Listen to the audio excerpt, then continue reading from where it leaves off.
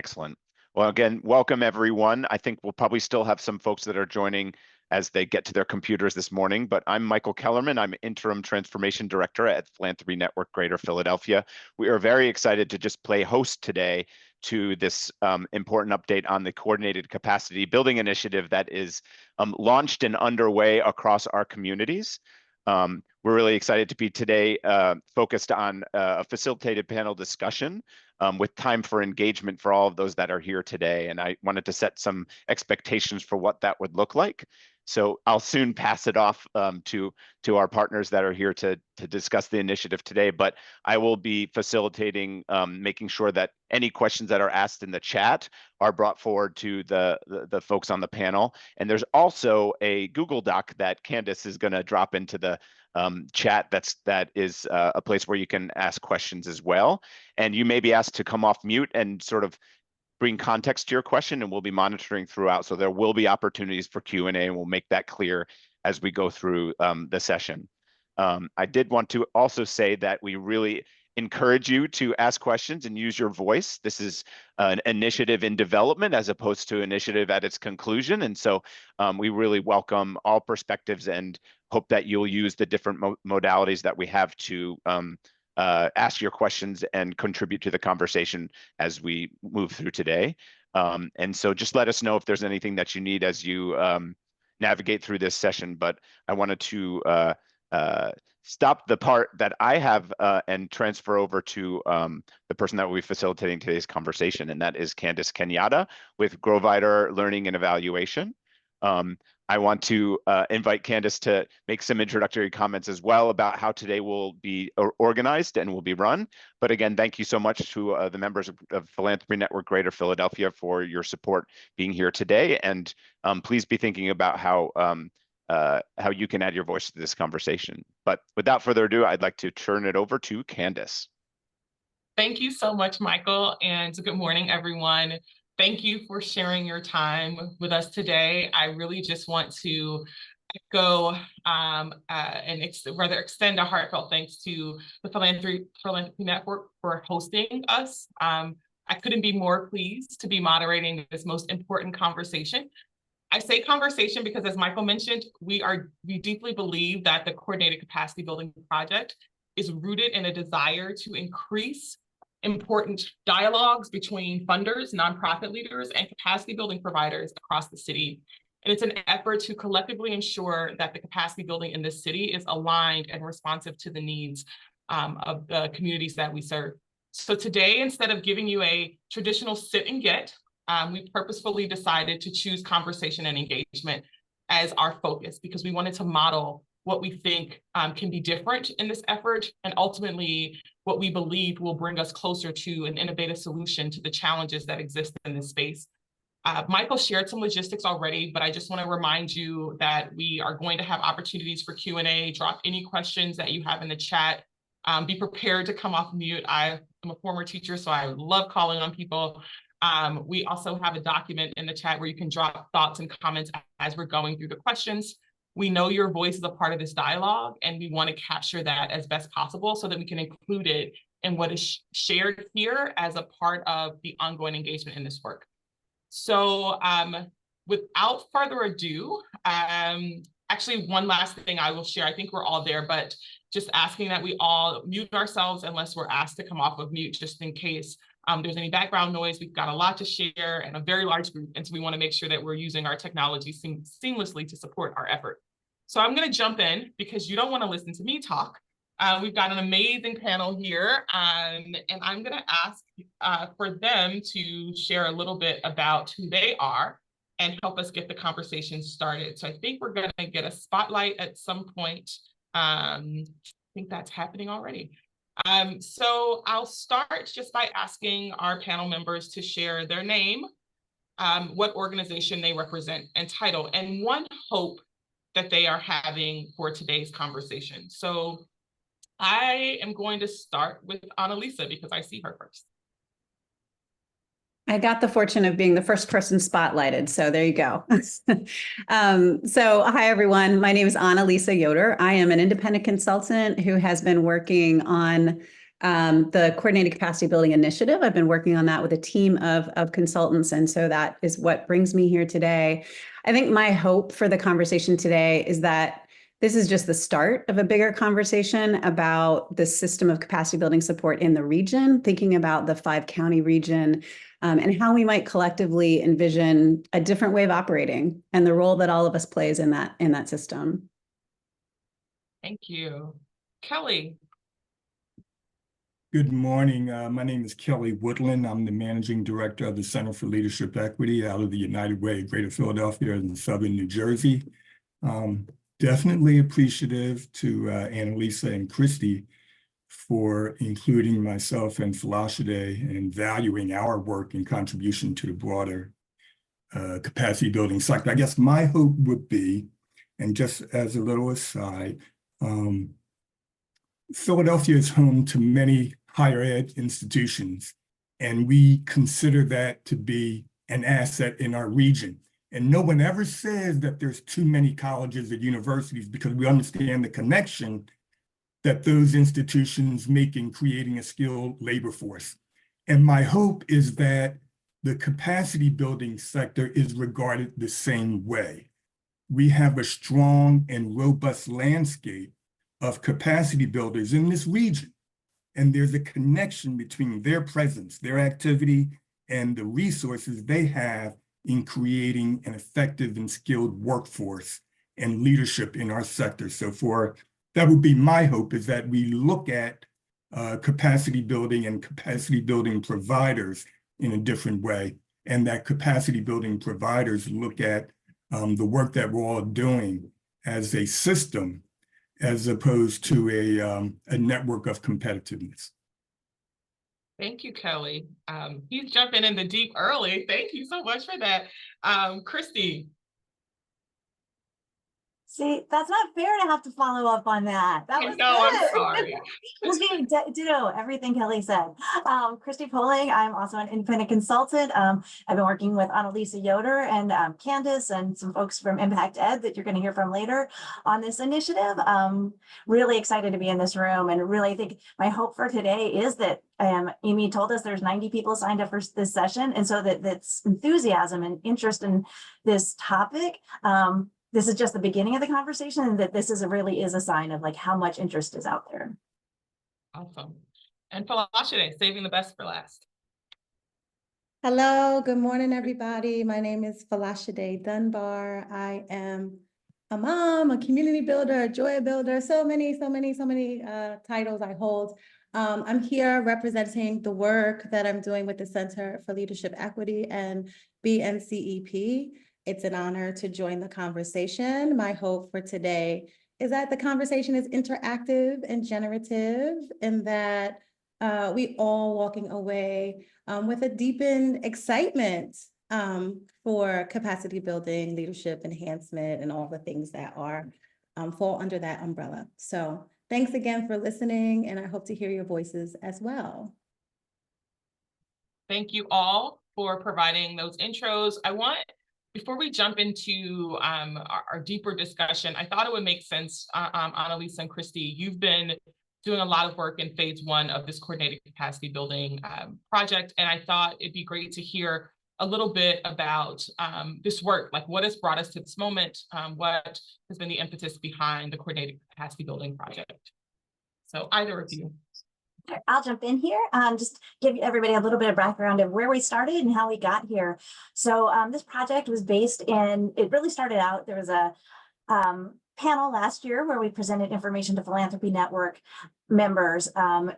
There was information, and Annalisa, I'll throw in the chat kind of background document that gives more detail about the project. We don't want to bog this down too much because there's a lot to share, but there is information. Annalisa and I had done some work for Pew around capacity building needs of their Philly program grantees. Impact Ed shared information from their learning over the years from different nonprofits they've worked with. And then Sonia Stam, another independent consultant, had done a similar set of work for the Foundation for Delaware County. So we were all sharing this at a panel last year. A group of funders got together and said, wow, there's something here. And what would happen if we got together and coordinated around capacity building? So for this initiative specifically, there's 13 funders who are participating in a 3-phase process. We're just at the beginning. The real goal of this, and it's in the document that Annalisa is sharing, is really though about how can funders get together and build a more cohesive capacity building system? What would that look like? And what would it take to do it? And you're going to hear a lot about that from us today. I think all of us, around how this really needs to be focused on nonprofits, and it's about community and it's about conversation, which leads us into how we got to this moment today. We're just wrapping up the first phase of this project, which is a bit about collecting data and information and listening. We went back and we talked to nonprofits to test what we heard last year about their needs. We reached out to capacity building providers through a survey, which I think is a group of people that don't normally get involved in these conversations. They're kind of left out, yet they're the kind of the glue that holds together nonprofits and funders. We talked to funders, we did case studies. I want to say my thankfulness to Kelly for his previous work before United Way. He did a couple of reports on Black-led organizations that were really helpful for us in trying to understand the landscape. And so we like a lot of data, a lot of case studies, a lot of information. Y'all are going to get that. we're not as Candace noticed, we're not talking data today. We're talking about learning, talking about the story, bringing this into conversation. But we are going to share out materials after this that will provide you a lot of data, a lot of the background, and then. So that's where we are today. Going forward, we're getting ready to launch into the next phase. Claire Robertson-Kraft is with us from Impact Ed. They're going to be leading the next phase. So when we get to the end of the conversation today, they're going to tell us where we head from here. But that's a lot of words, but that's where we are. Oh, you're on mute, Candace. I muted myself because I didn't want background noise. Annalisa, is there anything you wanted to add to that? No, I think Christy covered it. Awesome. So as Kelly mentioned earlier, BNCEP and team has been brought into this conversation because they have, separate and apart from the coordinated capacity building project, have been collecting their own data on what the nonprofits engaged in their work need or have discussed as important in capacity building. So I know Philanthropy, you have been supporting a large part of that work. Would you mind telling us a little bit about the approach that you've used to gather insights from the BNCEP members to better understand their capacity building needs? Yeah, thank you. And so we use a multifaceted approach. And so I hope folks know what BNCEP is, but if you don't, it's the Black Nonprofit Chief Executives of Philadelphia that was formed on June 26th of 2020. So we just celebrated our 4-year anniversary, and it's a group of leaders that have come together. Kelly tells the story better because he's the one that initiated it. But it's a group of leaders that have come together where there was initially 24 members to really support one another after the aftermath of COVID and the murders of George Floyd. And so that community started to come together for general supports, and then really recognize that it was a learning opportunity for them to share resources with one another. And it sort of grew from there. And now we're have a membership base of 300 members. And so the process that we used to understand what our members' needs is again, as I mentioned, iterative. And so when I joined in 2022, I was a consultant who led the strategic planning process. And there I quickly learned that we source every bit of information around what it is that we're going to do from our members. So in strategic planning, our members, we formed a committee with them. And it's important for you to understand this part of our approach.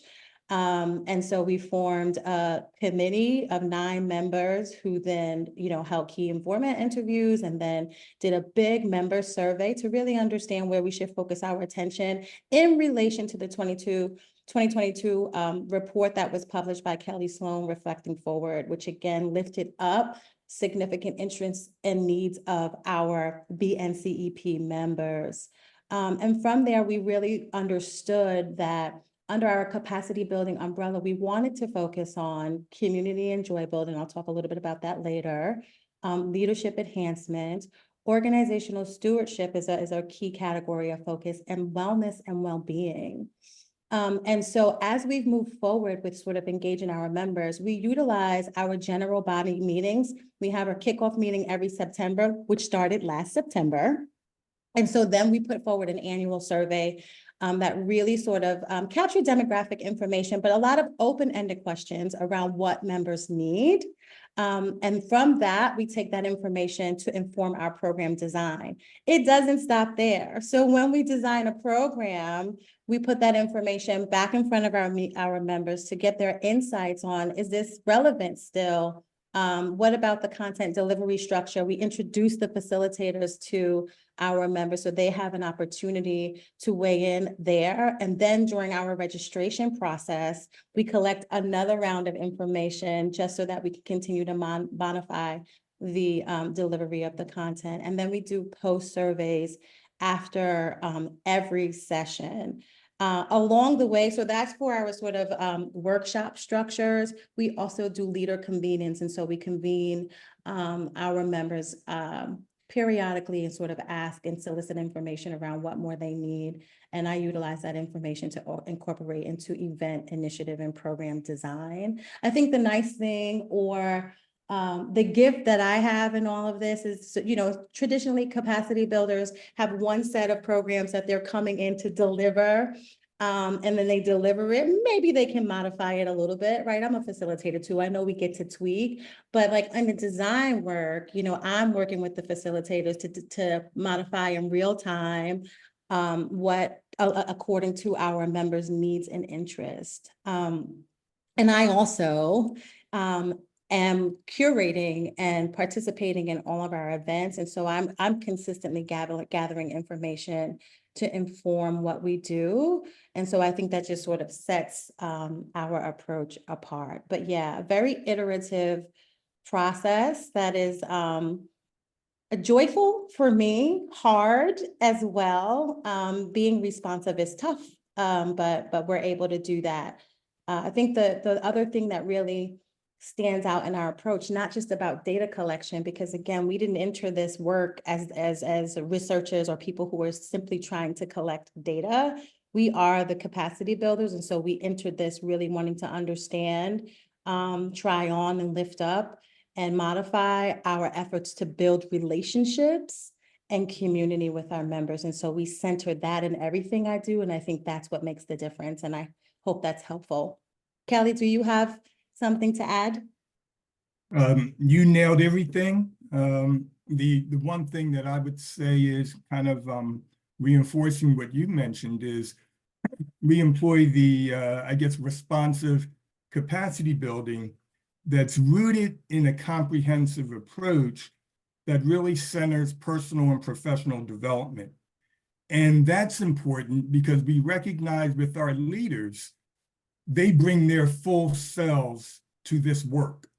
So it's important that the support and the resources that we offer address both their personal issues and their professional needs so that they can be fully impactful and effective.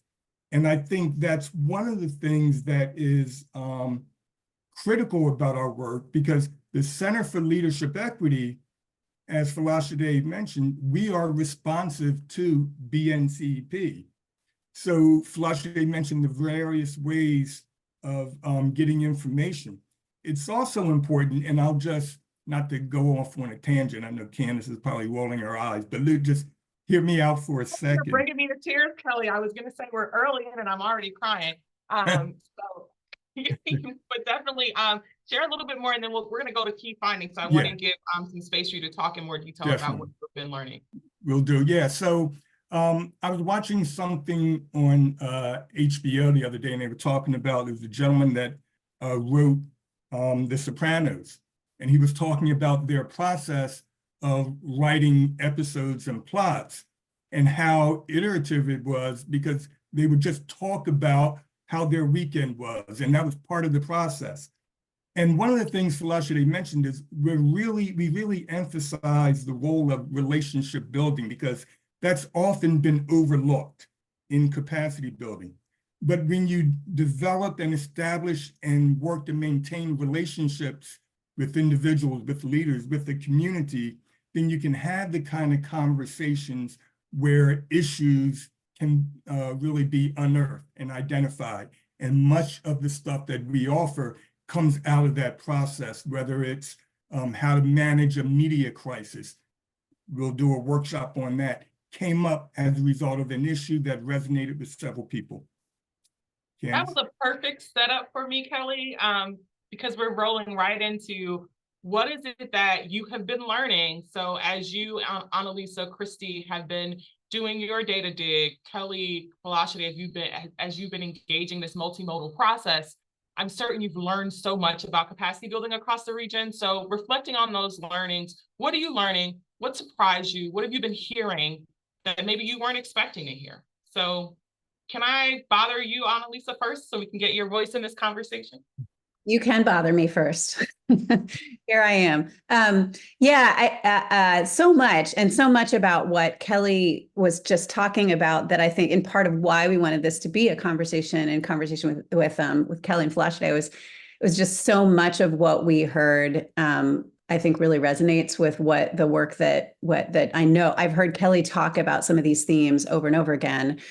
And a lot of the pieces that, particularly this piece about focusing on relationships, really came through in our data too. I think, and I'll talk about that in just a minute, but I guess one thing I want to say in terms of surprises, I think one of the pleasant surprises that we had was just, I think, the level of excitement and support that we heard from both in terms of funders who came together. I mean, to have 13 funders come together around a particular thing at the same time, willing to have conversation around this, like that was pretty amazing. And I think it just showed there's just a lot of interest in this. But also I think in terms of some of as we were doing some of the listening and the conversations and the data collection, there was also a lot of excitement from capacity builders and nonprofits as well, of like, it's so great that you're having this conversation. We do want to see a more coordinated system that really does think more broadly about the system and how we're functioning in that system. What's the system we're creating and how can we create something different? So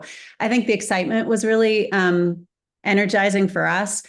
I think the other, I would say the other, in terms of key findings, was the alignment around the definition of capacity building. We asked a question to all of the funders, nonprofits, and capacity builders about how they think about capacity building. And we used a definition as a jumping off point that was developed by a grassroots capacity building organization out of Seattle, Phila's organization, which a lot of folks know, and then was later adopted by Grantmakers for Effective Organization. We use that definition as a jumping off point to say, like, how does this align with how you understand capacity building? And I think maybe one of the surprising things was just the level of alignment across all the groups about areas where the definition actually didn't resonate. So a couple things stuck out.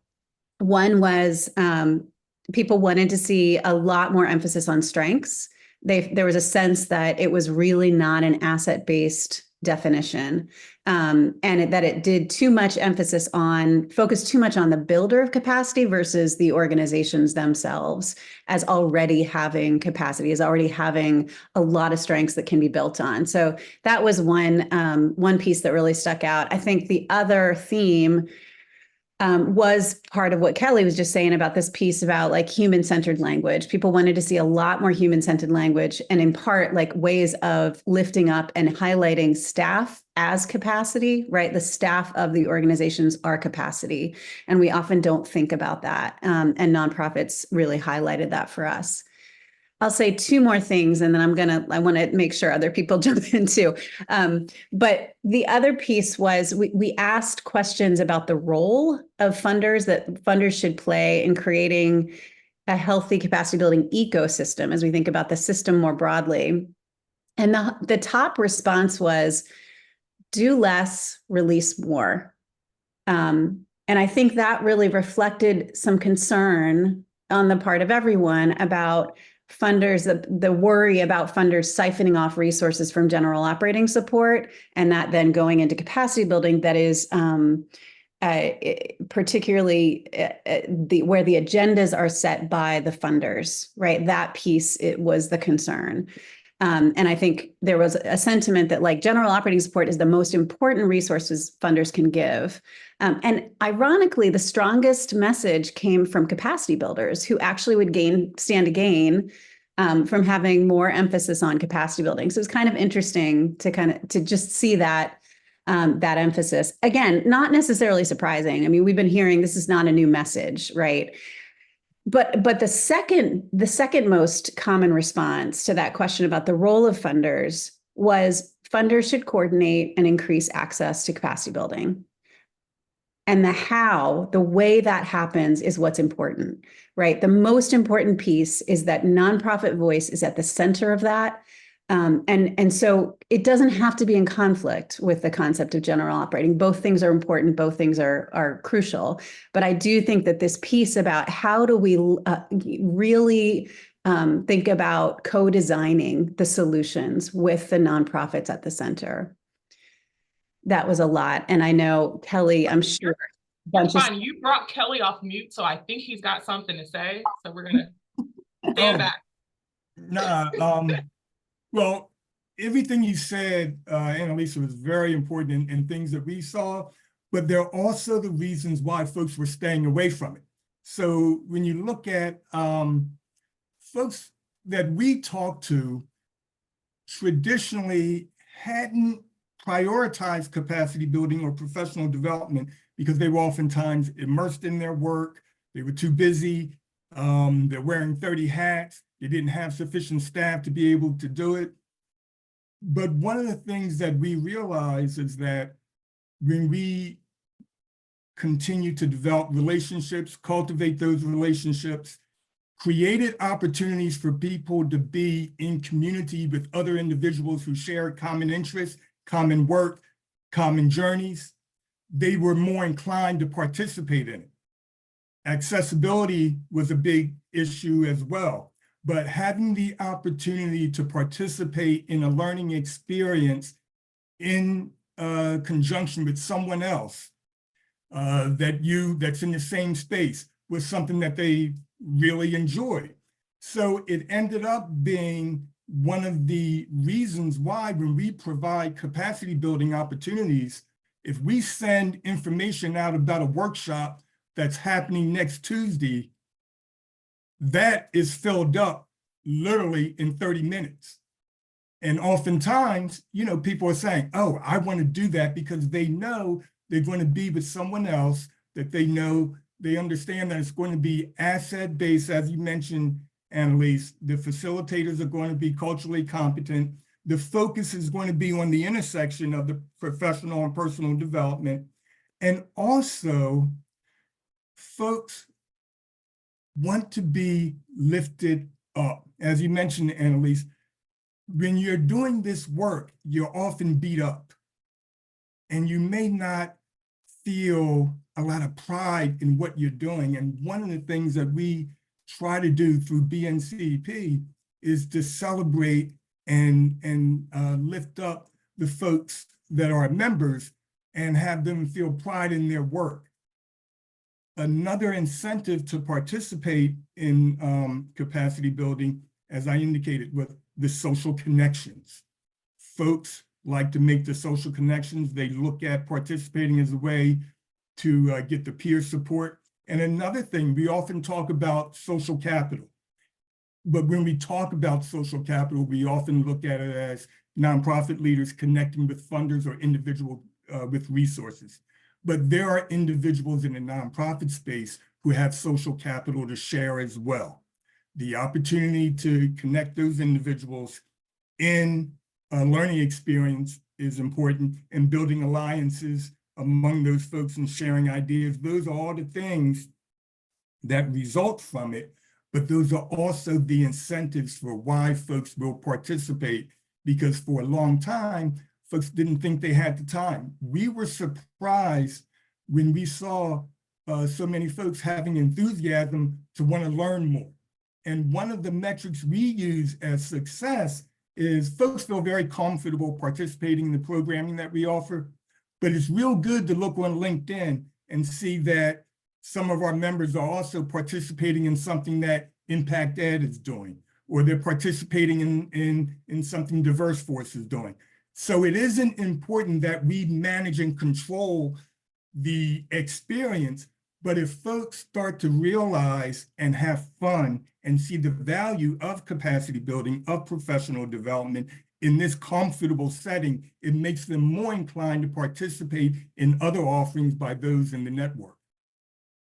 Thank you, Kelly.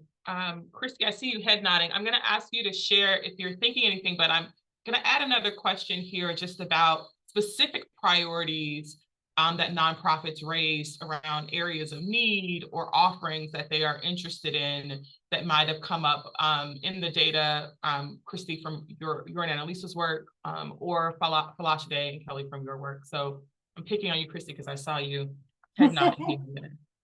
I'm just going to keep following Kelly and saying yes, what he said.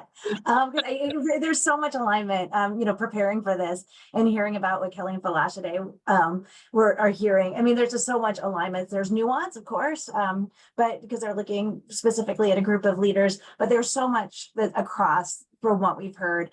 Really this issue about being in community, peer learning, that's a big one, peer learning. And so we, in our process, in the previous capacity building work, and then for this work, talked to nonprofits about what is it you want and need, and asked them that question. We also went to funders and said, what is it you're providing? So we asked the question of what are the wants and needs that nonprofits have, and what are funders providing? Then we asked the question of how are you providing that? Like, what are you giving? Is it a cohort? Is it peer learning? What's the modality for providing that service? Again, asking the nonprofits and then asking the funders. Again and again, we heard from nonprofits. We want coaching. We want somebody to talk to.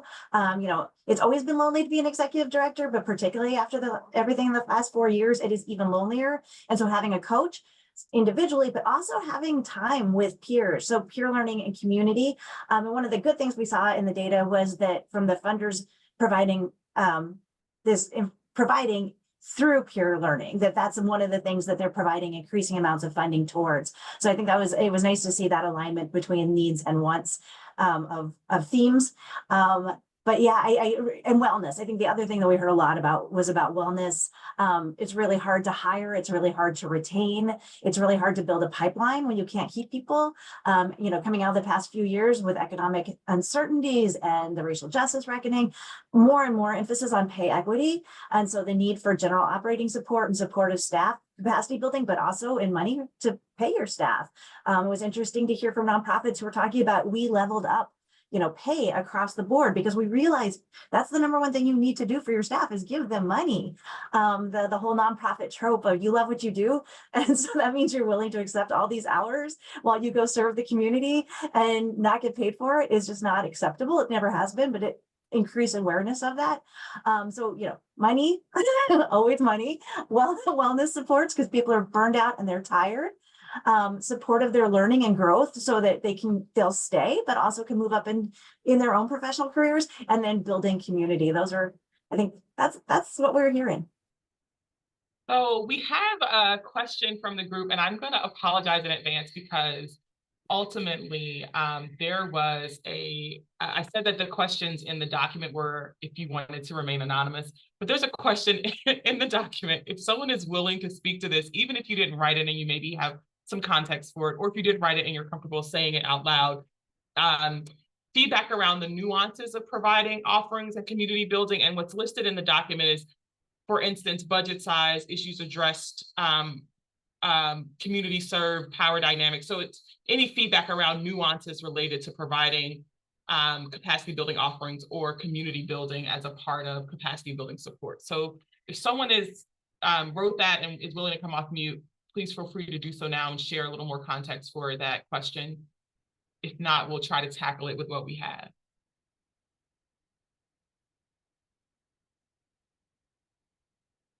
All right, so I'm going to throw to the panel. Is there any feedback that you feel like you have from the data about nuances in providing specific offerings based on things like budget size or what issues are addressed? Like, are there topics coming up that are issues to be addressed?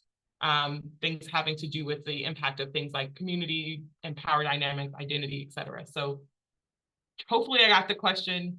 If anyone has a response to that.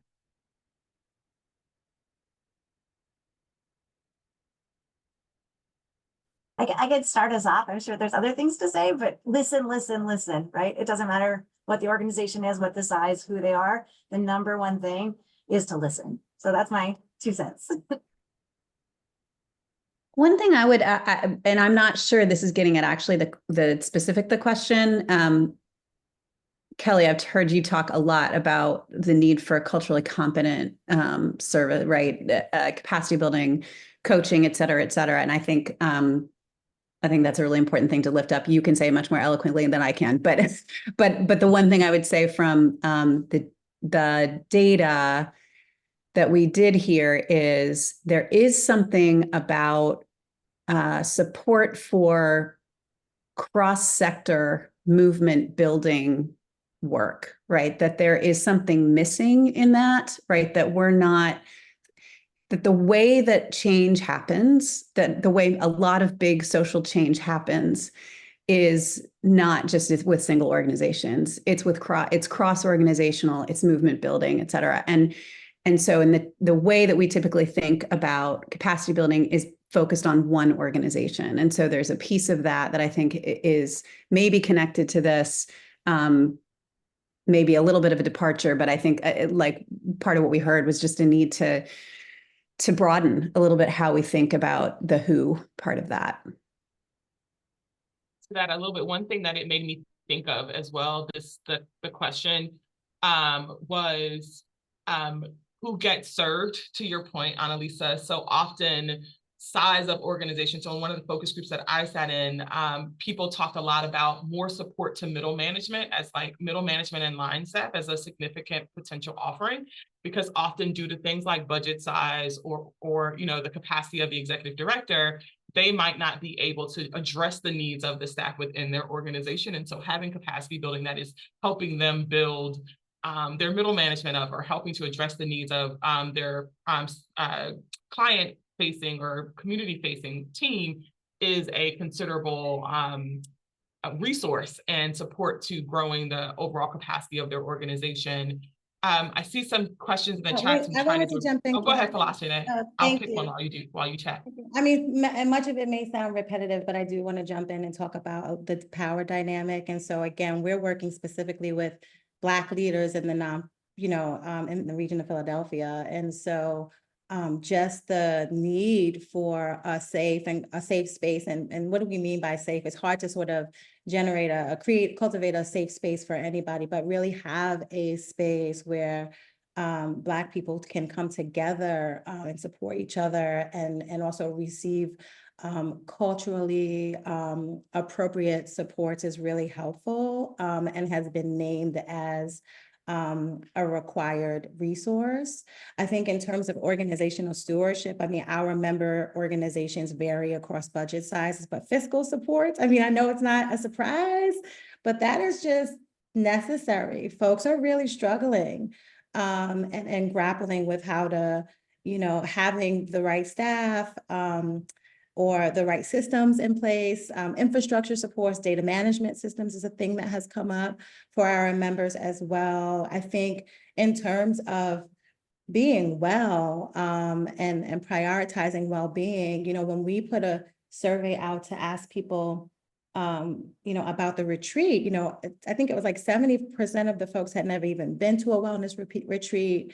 And alternatively, 98% of the folks really thought it would help their productivity at work, help them build relationships, improve their overall mental health and well-being. And so we found that when the folks went to the retreat, they really, I think it was like 98% again, had a significant feeling and a change in their attitude about what they were able to accomplish and wanted more. And so I think that's just sort of a significant ask from this group of leaders that we want to pay attention to. And just talking about the community building aspect, I believe Anna was talking about this notion around change doesn't happen in a vacuum. And if we're looking at one organization to make a difference in a world that's evolutionary and difficult and grappling with so many changes, we can't do it alone. And so there is a huge appetite for people to sort of connect and build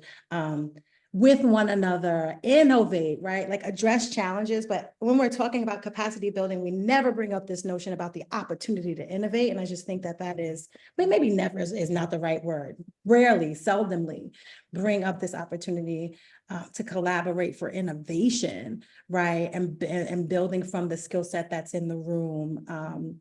Not just trying to transform a transactional relationship. And so I really want to stress that that is a need from our members and something that we're always working toward. So thanks for the question. And I hope all of our answers offered some clarity. And Candace, I know you're wanting to move us to whatever other questions are in the chat. So I'll pull back for a Yes, sec. I have two monitors, so I'm like, chat over here. I see you, Candace. So in my merging, I found a question that's focused on learning more about feedback on efforts relating beyond grants specific, but convening, communications. And then in the document, there was also a question just around how to balance this need for general operating support versus having people come together to convene and provide some support for that, knowing that people often say convenings are really helpful because they get the opportunity to collaborate with their peers. So I think what the question is really about, striking the right balance between those convenings and offerings that are, not just general operating support or grants, but really also allow for nonprofits to come together, convene, learn from each other, collectively problem solve. So any insight into that balance and how to strike the right balance? I don't know. I think it's an and a with. Oftentimes, even in our own specific work, we don't look at meetings as part of helping us being productive. We look at meetings oftentimes as keeping us away from doing the work that we need to do. And I think that's a culture that has spilled over as we look at capacity building and professional development. And one of the things that we've seen is, and we just had a professional development experience last week, and folks felt, everyone in the room said it felt like a reunion. They felt regenerated. Sounds warm and fuzzy, and we oftentimes don't like to lean into those things because we're always looking at outputs, outcomes, and how does it contribute to that. However, if you don't feel good about what you're doing, you're not going to be very effective. The other thing is, as we look at, we talk about organizations, I'm looking at the sector, and you impact the sector by focusing on individuals, leaders and emerging leaders. And one thing that we see in Philadelphia, and I don't know, it's probably different in New York, but if you invest in a leader in Philadelphia, that's going to have impact whether that individual stays at that organization or not, because Philadelphians inherently don't move. If you come from another place of Philadelphia, you may move. But if you're from Philly and you're doing this work, you'll move from one organization to another in the same constellation. So when you're investing in an individual, you are investing in the sector, even if you think you're not necessarily investing in that organization. We don't look at it in terms of supportive staff, or we look at leaders and emerging leaders. Because one of the things we saw from the research that was distributed out of the Washington Area Women's Foundation, as it pertains to women in particular in the nonprofit sector, they're being pushed out of leadership, they're being discouraged to lead. So where's that pipeline coming? So you also want to emphasize and focus on supporting those individuals and creating and lubricating the pipeline, as well as redefining what leadership looks like. And that means engaging the boards as well. So. Thank you, Kelly. Was that a mic drop moment for Kelly, or anyone have anything they want to add? I'm seeing mic drop. There are great questions in the chat. Annalisa, go ahead if you had something. They're just great questions coming through the chat. I want to try and get a few more of these. Monique, can you share a little more about your question? I saw some thumbs up here, so do you mind coming off mute and just kind of sharing a little bit to your question with the panel so they can lean into that answer? Sure. I mean, I don't think there's, much more to add. I've just heard from nonprofits that, they attend the workshops, they like Kelly said, they like coming together with their peers and that warm and fuzzy, and they do learn some things about what they need to change. But then, we're funding these workshops, but then they don't have the dollars or the people to actually implement them. So, this is more of a funder question, like how are funders balancing, supporting dollars around, capacity building workshops, but then if they need to, create a fundraising plan, but they don't know how, like how are they actually going to hire that consultant or utilize Catch a Fire or something, like how are we actually supporting nonprofits to implement these learnings? I feel like this is a Kelly question. Kelly. Well, you know what? I don't know if it's a Kelly question. It's a Kelly gripe. Yeah. It's a Kelly rant. The thing that's the $64,000 question. I appreciate Monique lifting it up. One of my specific amount, Kelly. What's that? I'm sorry, that was just a very specific amount, a $64,000 question. So just thanks for that. But I think what's interesting, and use this as an example, and Monique identified it. How many workshops have we seen on grant writing? How to write a better grant. As if writing a better grant or writing the best pristine proposal is a reason why you didn't get funding. That's a problem.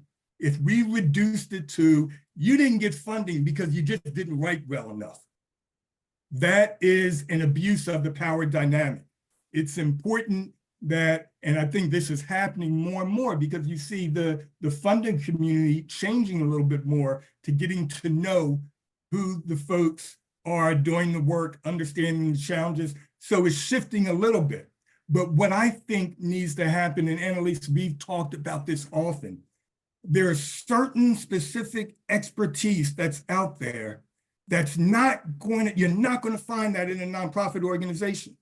You don't talk to a head, a CEO of a company and expect him to know marketing, finance, and everything there is to know, but you expect the nonprofit ED to know everything and think that if they participate in a workshop on evaluation, or if they participated in a workshop on accessing government dollars, that's going to be the answer. What we need is supporting, as Monique had mentioned, supporting the actual positions or a consultant to do the work.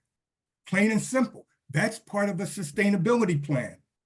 If you help an organization, there could be an organization that is prepared to do the work, but can't put together a state or federal proposal. They can do the work, and that's a different issue between doing the work and being able to compete to get the funding to do the work. So maybe there needs to be dollars to go towards a consultant to help you put together a competitive state or federal grant application. And I think we're beating around the bush and nibbling around the edges if we continue to think that we have to load people on with a ton of learnings and not recognizing their diminished or limited capacity to be able to do the work.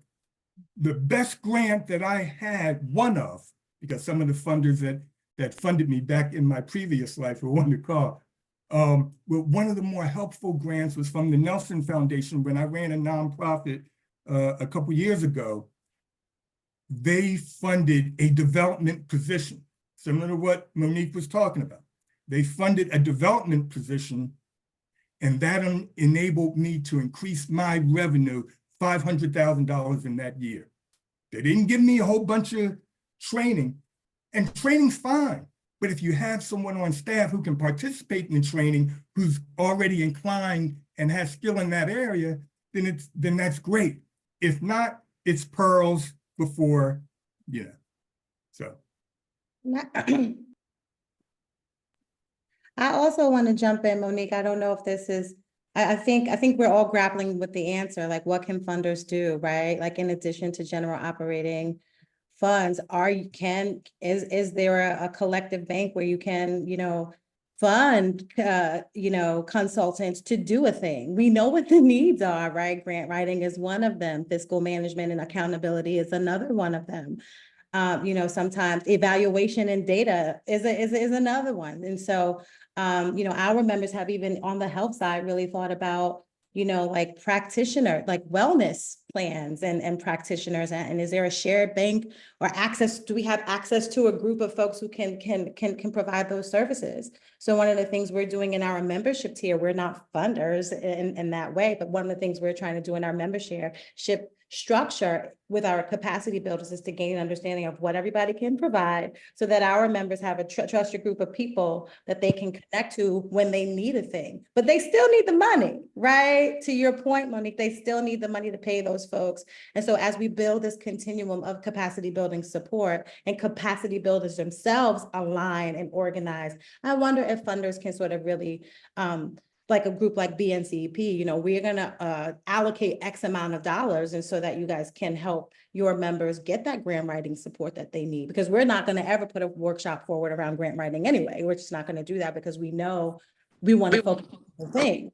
But that is sort of an idea. It's probably not at all novel, right? But I know in the work that we're doing, we're trying to organize our bench of capacity builders to make sure our members have access to a thing. But the linchpin in that is funding and availability of resources, and also just to name, right? Like when folks do get that general operating support, they're having to make really tough choices around how to leverage that general operating support. And so again, it's complicated. And so if the funding community can hear us loud and clear, this is necessary. There are folks out here, to Kelly's point, there are universities or capacity builders. We're organizing ourselves to be accessible and provide the thing that people need. We need your support in making that accessible and affordable for folks. And so that can be another thing that you offer or you create through your structures. So I don't know, that's just my idea. I've taken up a lot of space. And so I want to look to my colleagues and also look to the group, right? There's capacity builders here. We're in a conversation. And so again, one of the things that we like to lift up is that like the answers are generative and it comes from all of us. And so if you have an idea, I encourage folks to also jump in and share. Thank you. I just wanted to throw out a couple of, as I was listening to you last day, a couple of like simple examples we heard from when we were doing case studies this time around, just like some easy lifts. One of the funders who helps start up an organization that we talked about to them, and there'll be information in the slides that we share out, AMPed Chicago, really great support by funders coming together to create supports that are now freestanding for Black and Brown organization in South and West Chicago. But one of the things they do is there's just like a consultant they have that's a marketing consultant. And so people can just call that marketing consultant. They take up to, there's a set amount of hours per organization, but they have access to those hours. And the consultant then just bills the funder. So the organization doesn't even have to think about it. It's just like, I pick up the phone, I can get some advice. Like I went to the workshop. The other thing they do, which I think is just a really great, simple solution that's an easy thing, just as a starter step, even as you're thinking about, right, as funders, what's a bigger thing to do when they do webinars, they pay the people who deliver the webinars to then offer an hour to anybody that was in the webinar to ask follow-up questions. Because I know we all do that, right? We go to the webinar and we're like, oh, I have so many questions. And what do I do with that? Or how do I apply that to my organization? So I just want to offer those as a couple of just like simple things that can be done. Great. I want to thank Valerie and I think Meredith, who are funders in this space and are popping in the chat and kind of offering some thoughts as well as some resources. Thank you for that. I want to shift a little bit to talk about equity in this space. There are a couple of questions I think that came through the document and the chat that I want to elevate. One was a comment from Eddie. Hi, Eddie. Talking a little bit about, to Kelly and Phila today, to talk a little bit about the challenges faced in building the Center for Leadership Equity, specifically because those challenges might speak to why there aren't other formal capacity building group efforts specific to like Latino, Asian, or not, or et cetera, nonprofit leaders. And it aligns with a comment in the document that was asking if there is a parallel collaborating process to assist Latin leaders currently, because there's a lot of transition at Latin organizations, Aspira, Taller, North Square, et cetera. So trying to just understand a little bit of the challenges, Kelly, Philasha, in building up your work, and then what we know about the landscape as it relates to supporting other leaders of color in this ecosystem. Yeah, I think that's a great question. The one thing that I think was an advantage in our situation is that this has definitely been a process and not an event. So as you referenced Candace and Annalisa earlier, and Christy, the first research was released in 2016 that identified the challenges between Black and white-led nonprofit organizations. So that research and then the research that was followed up in 2022, those two pieces of information have been the blueprint. We've been following that. So our work as it pertains to Black nonprofit leaders have been really responsive to those research efforts and trying to stay aligned to address both the needs that we've seen in the sector, as well as the needs and the wants identified in the reports. And that's how the work of the Center for Leadership Equity evolved. We just started piloting efforts in 2022, but the process really began in 2016 and beyond.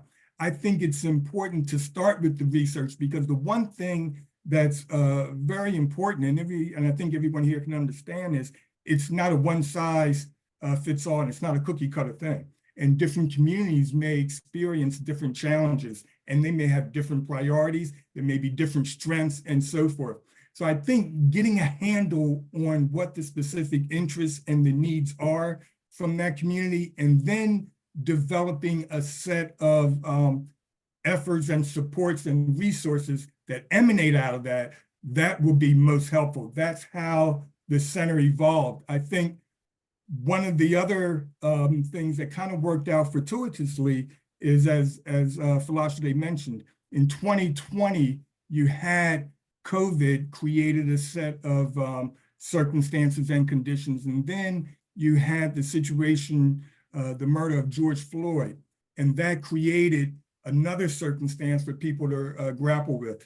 So that those began to be rallying points and organizing motivations. So we began to organize, and in the process of organizing and growing, and it was totally, and it's still today, it's very organic. I don't think we could have done this if I was, say, for example, if I worked at a foundation. I don't think I could have been effective in organizing something like this, because folks would have come because, you know, maybe they thought they were going to get some funding out of it. I was running a nonprofit at the time. So I began to organize folks, and it started to grow.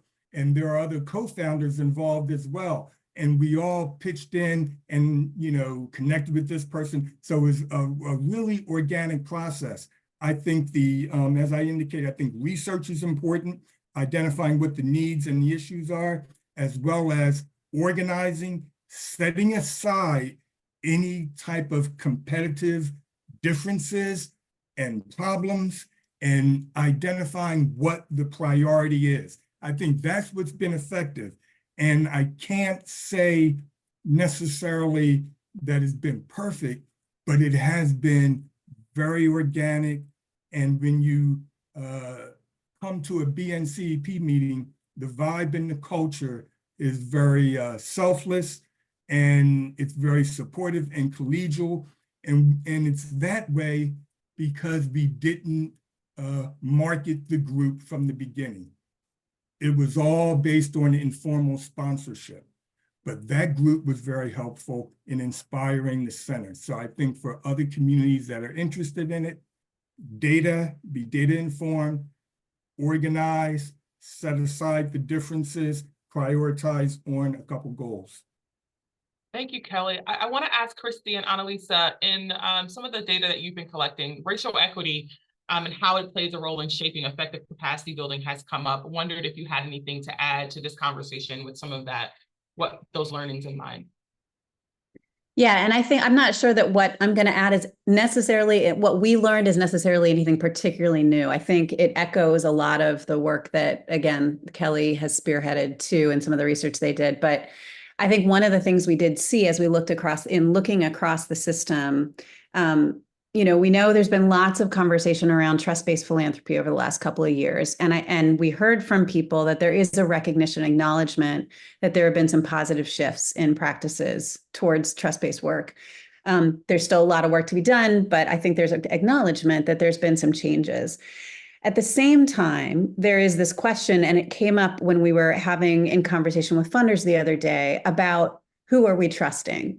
Who is trusted and who is not trusted? Who are we asking all the detailed questions to? Who are we grilling with, questions because we're not sure that they know what they're doing. And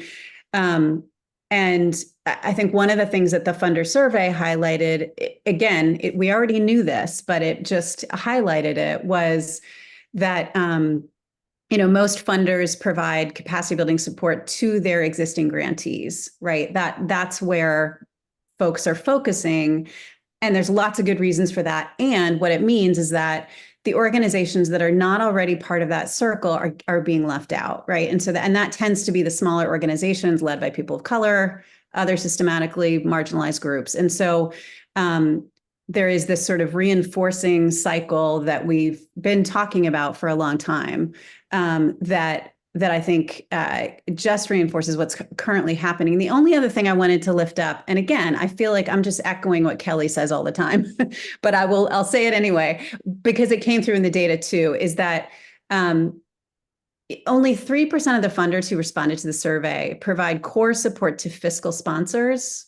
So we asked this question of what kinds of organizations are you supporting? Lots of people supporting grantees. This was the lowest number, right? So there's not a lot of support going to fiscal sponsors, and there's not a lot of support going to intermediary nonprofit capacity builders. And a lot of those intermediaries are looking to make capacity building more accessible to those groups. And they themselves are under-resourced. And I think you guys have spoken to it at the center a little bit. You've talked about this challenge, right? People want the services, but there's not a core way of supporting that. And so I think it's just a systems question that hopefully is something we're going to look at. I don't think it's necessarily, I don't think it's necessarily an easy answer. There's an easy answer. Thank you. Yeah. Go ahead. I'm sorry. That's it. Okay. Christy, were you going to share anything there? Okay. I want, because you brought up Annalisa trust-based philanthropy, I want to dig into this a little bit. So we know that at the core of trust-based philanthropy is really about redistributing power, about simplifying the processes, and attached to the way that funds are distributed, and equitably investing in communities. Want to talk a little bit more about what can funders do to kind of reaffirm a commitment to equity and trust-based principles in how they approach capacity building?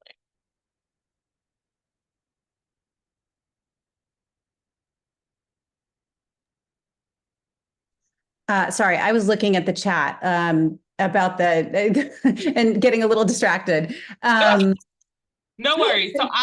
So I just kind of shared a little bit of a just an overview of the principles that inform trust-based philanthropy. So redistributing power, simplifying processes, equitably investing in communities.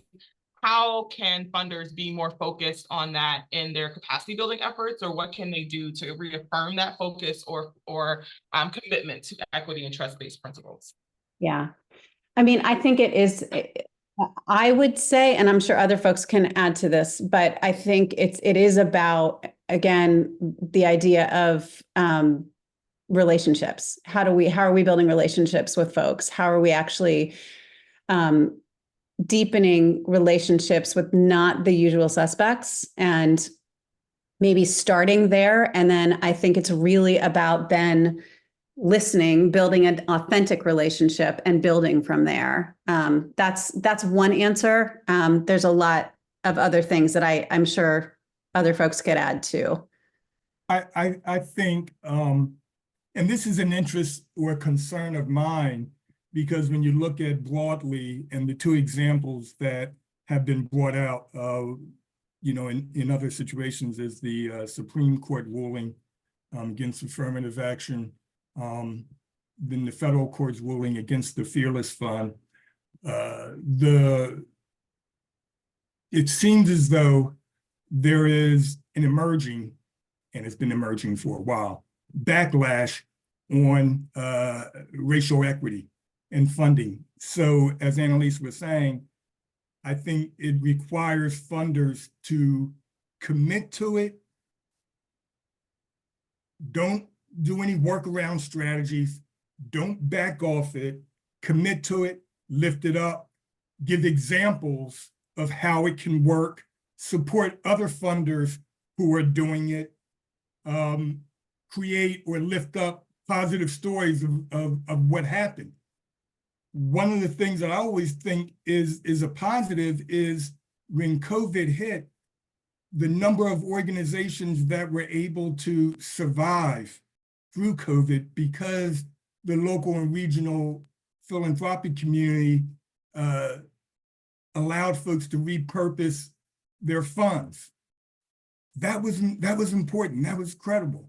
And even now, some foundations have adjusted how their application process is. Those are things that are important.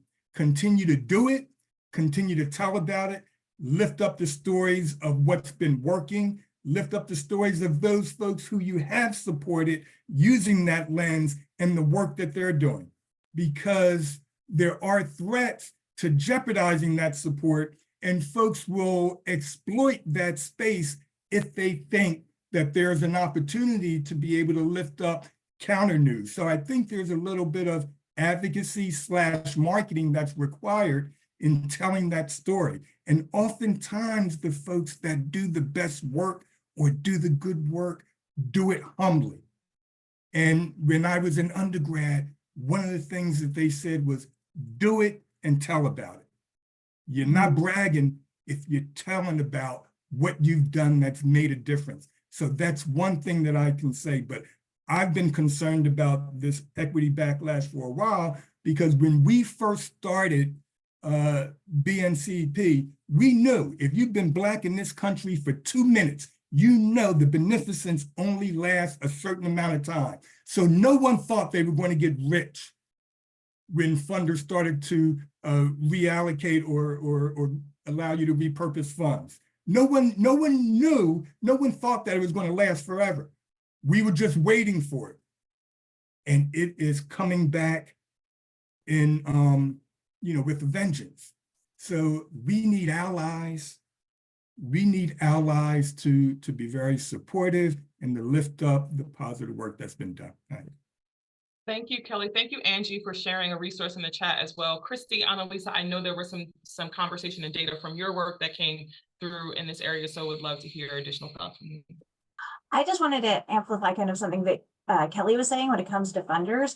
And it's something that we heard in our case studies when we were talking to people in other places, and we've heard from funders in our interviews with them is this whole idea like for funders themselves, right? And it's a good quote we used last year in our case when we did presentations. We had somebody, a really great quote from a focus group saying, a nonprofit saying, funders are always saying to us, what did you learn? How did you document that? How are you telling your story? Reflect to us how you're learning and innovating and changing. We heard from funders that they want to learn, they want to innovate, they want to change, they want to have these practices, but that they also need to be talking to each other. They need to be sharing their stories with each other, but also a real theme came out about accountability to each other.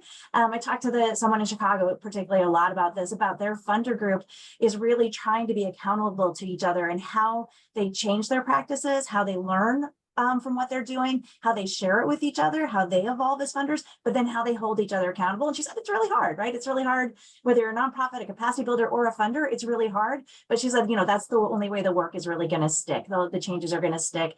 Talking about that whole, things changed during the pandemic, and now a lot of funders are going back to old practices. She's like, this is the only way we're going to keep moving forward for funders and really stay committed to changing how we change the power dynamic.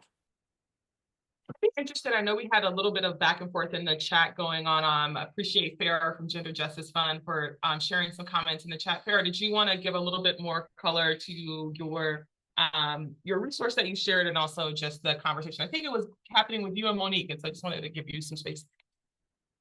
Sure. Sorry, I'm not really dressed for being on camera. But I just wanted to lift up something about trust-based philanthropy. And I know a lot of people use that context as like who's trusted and who's not trusted. It's not a great name. They'll say that. Shadi Salehi from the Trust-Based Philanthropy Project will tell you all that. But I've been part of that community, and Andrea, who's also on this call, she and Mei Lee have also been since almost its inception, I think, Andrea, in 2000 or 2019 or whenever. But I think trust-based philanthropy is a very important practice. It's not as simple as trusting or not trusting people. There's been a lot of talk about it, and a lot of talk about trust-based philanthropy versus strategic philanthropy, which is a false dichotomy, and the idea that maybe it's giving money with no strings attached, which it's not. It's really about power shifting. It's about changing the relationships with grantees. It's about talking and listening deeply. And, somebody talked about listening before, and I think there's listening, but also doing, right? Because I know a lot of funders in this room have heard a lot of things about the way they practice and continue to do the same things because, for whatever reason, they're unable to change it, or they're sure everybody else is wrong or whatever. But it's about listening and really shifting and being willing to maybe take a risk, right? And listen to and try something that grantees are telling you that they need that you may not have thought of. And there are sort of 6 basic practices about simplifying application processes, being transparent and responsive, listening, soliciting and acting on feedback, support beyond the check, which sort of feeds into, and another 2 that I always forget. Doing the homework, really researching the issues and getting to know the work of the grantees. And I think a lot of that practice actually could really inform how folks do capacity building, because when you have deeper relationships with grantees and understand their work and understand their challenges, it's easier to sort of see where the needs are and how best to meet those. But I really just wanted to chime in about the trust-based philanthropy thing, because that's something that the TBP community has been talking about a lot, and I'm happy to talk to anyone offline who wants to learn more about that, or I don't know if Philanthropy Network wants to talk more about that, but I just wanted to share. Thank you, Farah, for sharing that additional context for everyone in the room. I am going to apologize in advance. We've got about 10 minutes left in this conversation, and there's one question I know, I'm so sorry. One question I really want to make sure we tackle, because effectively, this concept of coordinating and really making sure that the supports for capacity building allow opportunities for nonprofits to access the knowledge and resources and practices and capacities that they need. Really interested to hear, as you think about the data you collected, Annalisa, Christy, Phila, Kelly, what have you learned about where more coordination and coherence might be helpful in our capacity building ecosystem? And I know Annalisa and Christy, you've looked at national models, so really just want to make sure that comes into the conversation before we close.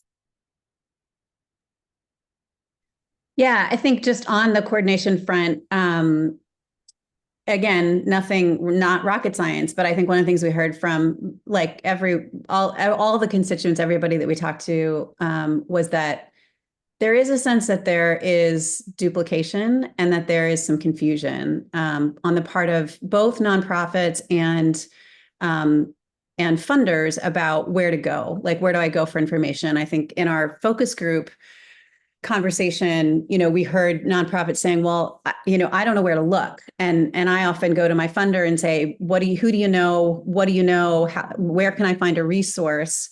And it's a little bit piecemeal, and that's very dependent on the relationship, right? Again, this piece about the relationship. And so I think there's an opportunity to think together. And I think that's really what the next phase of this project is like, what could it look like to actually create a more coherent system there? And I don't think there's one answer to that. I think there's lots of different ways to do that. But I think there's certainly interest and a reflection or a recognition that there's a need for there's a way that we could be doing better for nonprofits around coordination.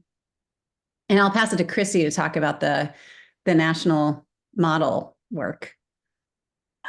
No, I think, and we do have a couple of examples that we have in the materials that we'll share out that kind of look at a couple of places in Chicago and Durham particularly.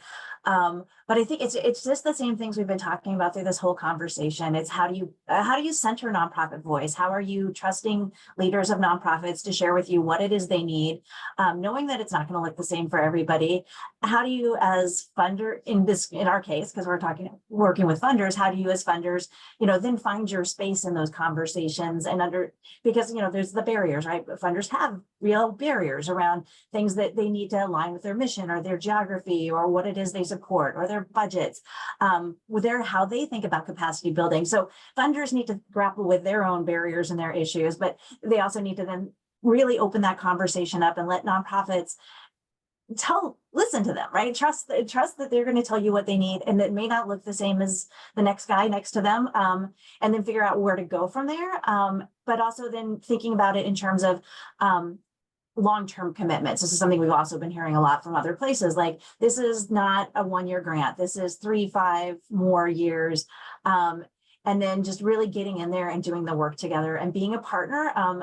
Another thing that the person in Chicago who was really helpful to me was she talked a lot about is, and I think this goes to the ongoing support, being a partner and recognizing it's not like, oh, I gave you this grant or we gave you this capacity building and now we're out. It's, as your funder partner, I'm here for you today, tomorrow, and next week. And we know funders also have a certain amount of capacity in terms of money and time and energy and all that. But there's this feeling of sometimes funders are just like, we're done, grant's over, walking away. And then that's really harmful to nonprofits too. So just understanding the long-term nature of, if you want to build stronger nonprofits and a stronger ecosystem, that it's the long haul. Yeah, I would agree with that and appreciate both Annalise and Christy lifting that up. I also think there's some things incumbent upon the capacity building landscape for us to be aware and knowledgeable about what each other is doing, as well as to create communication and a referral, because we all may have a particular or specific expertise, and we need to be able to do the warm handoff. And I think, I often equate this similar to the work that I did previously around youth development. And the way young people develop isn't because there's one dynamite program. It's because they're fortunate to have a variety of different supportive resources engaging them. And leadership development and organizational sustainability and effectiveness operates along the same way. And that is, there's not one capacity builder that's going to be the panacea, to make everything right, but it is the variety of different resources and expertise that is engaging these leaders, these organizations, to ensure that they're doing their work better. And I also think it's incumbent upon the capacity builders to collaborate and share information around what works, how folks want to be engaged, to what degree, the dosage, the tone, as well as looking at how to reconcile the personal and professional needs so that individuals and leaders can be most effective in bringing their full selves to the work. Thank you. I just want to add one thing. I'm not even sure if it's a full ad, but in this notion around transparent communication, there's a power dynamic between funders and nonprofit organizations that we haven't talked a lot about. And I think it's important to break that power dynamic. And so I'm happy that, these 14 organizations are participating in this study and in sharing information. And there's, Christy, I think you talked about an accountability structure for them to hold one another accountable, but they're also accountable to us. And we need to be comfortable about being in conversation with them. And I would like to see that power dynamic broken, so that we can readily exchange data and information and be in conversation with one another around what's important and what's necessary in real time, and that we can coordinate a system that makes sense for our leaders right now. So that's just like critically, important. In every bullet point that we can name, like there's just that power dynamic that's still really holding true. And I hope we can continue to tear it down. And Angie Pabon makes a very good point in the chat as she equates the how youth development along with leaders. Same thing applies. People continue to develop and learn. They're not static. They don't just stay at this place. So as we look at promoting leadership, those are the kinds of things, the supportive resources, the quality opportunities, the mentors, the coaches, all of those things are very helpful. Thank you, Angie. Well, first of all, I'm feeling so proud of myself, not because I got to every question, but we have 2 minutes left in this segment, and I think we're going to make it on time. So, but I did want to, there are a couple of questions in the document and also in the chat about, kind of impact and in all of the research and data gathering, did we learn anything about what impact the investments in capacity building are having on organizations and their staff?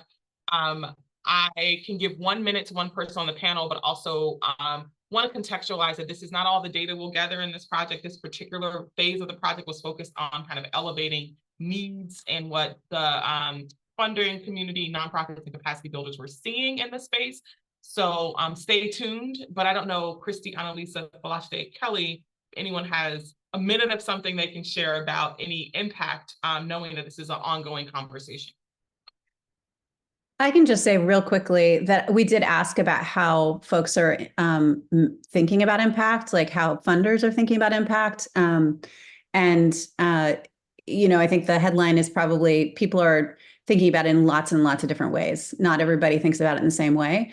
And so it's not necessarily being gathered or collected in the same way. And so there's a lot of diversity and probably a lot of complexity around that question. And maybe even opportunity as we think about what coordination looks like to even coordinate around what does it mean to have impact in capacity building, right? Could be something that. All right, so I want to close with one word from each person on the panel. One thing you're feeling as a result of this conversation, one word, go, and then I'm going to pitch over to Claire to chat a little bit about the next phase. So Kelly, you're off mute. One word, Kelly. I'm not good with this stuff. Okay, that's your one. No, I'm just joking. Christy looks ready. Go, Christy. Hopeful. That's my word. Phila. Openness. Annalisa. Grateful. All right, Kelly. Yeah, grateful. Grateful. All right, I'm grateful both to Philanthropy Network and to this amazing panel for this discussion today. Oh, and lastly, of course, to our audience who has been really engaged. We have all of your thoughts and comments and cannot wait to get more involved in looking at them. I apologize to those of you whose questions didn't get raised in this space. We just had a limited number of minutes to devote to this conversation, but really appreciate all of you leaning in. At this point, I'd like to pitch to Claire to talk a little bit about phase 2 on this work. And I can get the spotlight off of me. Great. Thank you so much, Candace. We're grateful to you for facilitating such an insightful panel. And just to echo the gratitude to Kelly, Phila, Annalisa, and Christy for sharing your perspectives and lifting up the perspectives of nonprofits in the conversation. If you're like me, you're probably left with a lot of different ideas and questions swimming around in your mind, which I definitely think is the sign of a great panel. But one thing I was thinking about during the conversation, and I think was raised in some of the comments as well, is that while you all did share new insights, some of what you shared is not new. And we've heard some of these same insights and challenges shared over the years from nonprofits that we work with at Impact Ed. And I'm sure that many others in the session have heard some of these challenges and insights as well. And so I think too often what happens with issues and efforts like this is that it stops after the conversation today, right? There's a great report that's produced or a really rich and interesting discussion, but there's no follow-up. There's no action coming out of it. And I wanted to say that our intention in this project is different. This project has a clear call to action. And our plan is to build on the learning that we discussed today and more learning that, as Candace referenced, we're going to continue to do and dig into some of the issues that were coming up in the conversation today. So there's many I could name, but just to highlight a few I heard, we're going to explore the why of capacity building. So how are we defining the outcomes and impact and taking an assets-based approach? We're going to dig more into the what of capacity building. So what topics are being addressed? What approaches are being used? Is that coaching? Is that relationship building? Is that providing the resources and technical assistance for actually implementing what is learned, which I heard come up in some of the conversation? And importantly, how is what is being provided responding to nonprofits' shifting needs and goals?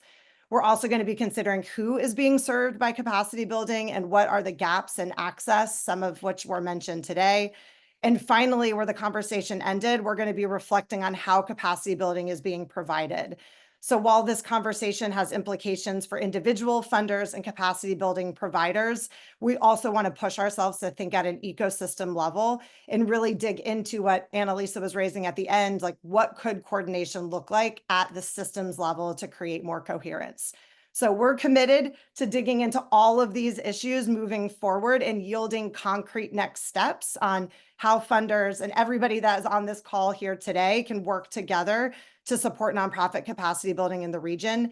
And we plan on doing that by intentionally engaging various groups. So we're going to be having follow-up with funders, with capacity building providers, and with nonprofits to build on the conversations that we had today, and also lift up lessons learned like those from the Center for Leadership Equity, because we know many of you all in this session and in Philadelphia are engaged in ongoing work in this area.